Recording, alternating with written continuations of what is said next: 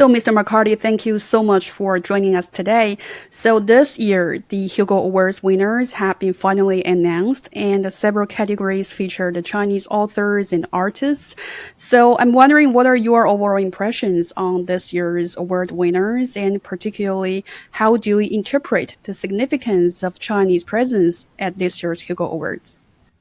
So my impressions of the awards this year are wonderful. I think that the fact that we were able to announce a ballot with that was not only Chinese creators and not only Western creators, but Western and Chinese creators together, and that we had Western and Chinese creators winning, really shows that we are a worldwide community that is joined. It is not one culture dominating another culture. It is really a merging of culture, and that is exciting to me. And so that is one of my most precious memories of this year was how well.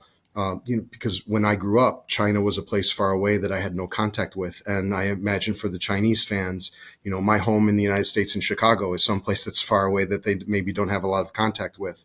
But through this process, we discover that we love the same things and that we have more in common than we thought that we did.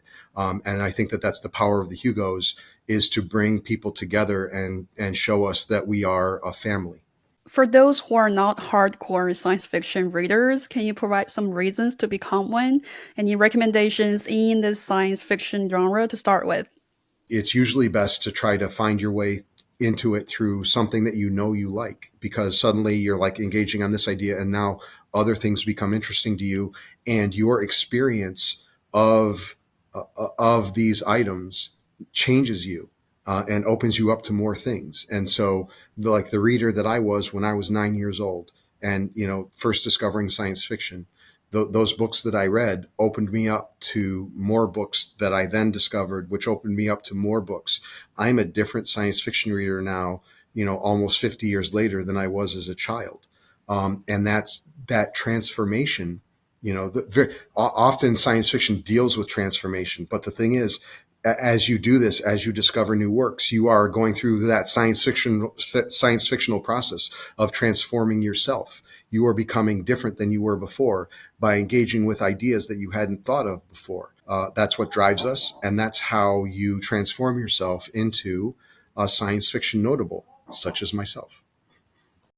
This is CGTN Radio. Hear the difference.